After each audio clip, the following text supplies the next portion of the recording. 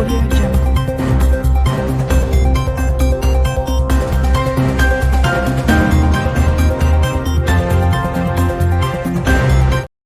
வணக்கம். தமிழன் செய்தி களம்.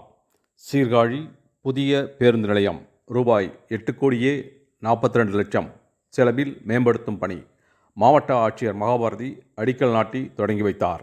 மயிலாடுதுறை மாவட்டம் சீர்காழியில் கலைஞர் நகர்ப்புற மேம்பாட்டு திட்டத்தின் கீழ் ரூபாய் 8,42,00,000 செலவில் புதிய பேருந்து நிலையம் மேம்படுத்தும் பணி மயிலாடுதுறை மாவட்ட ஆட்சியர் மகாபாரதி, சீர்காழி சட்டமன்ற உறுப்பினர் பன்னீர்செல்வம், பூம்புகார் சட்டமன்ற உறுப்பினர் நிவேதா முருகன் கலந்து கொண்டு அடிக்கல் நாட்டி பணிகளை தொடங்கி வைத்தன. தொடர்ந்து மாவட்ட ஆட்சியர் மகாபாரதி பேசுகையில், தமிழ்நாடு முதலமைச்சர் ஆணைக்கு இணங்க சீர்காழி பேருந்து நிலையம் ரூபாய் 8,42,00,000 செலவில் மேம்படுத்தும் பணிக்கு இன்றைய தினம் அடிக்கல் நாட்டி பணிகள் தொடங்கி வைக்கப்பட்டுள்ளது. இப்பேருந்து நிலையமானது 8,072 சதுர மீட்டர் பரப்பளவில் அமைந்துள்ளது.